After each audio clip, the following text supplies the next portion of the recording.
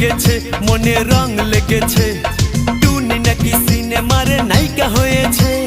রং লেগেছে টুনির রং লেগেছে টুনি নাকি সিনেমার নায়িকা হয়েছে সেই ছবিতে নায়ক নাকি থাকবে সাকিব খান ছবিটার নাম নাকি তুমি আমার জান টুনির জ্বালায় এবার আমার যাবে রে প্রাণ রং লেগেছে মনে রং লেগেছে টুনি নাকি সিনেমার নায়িকা হয়েছে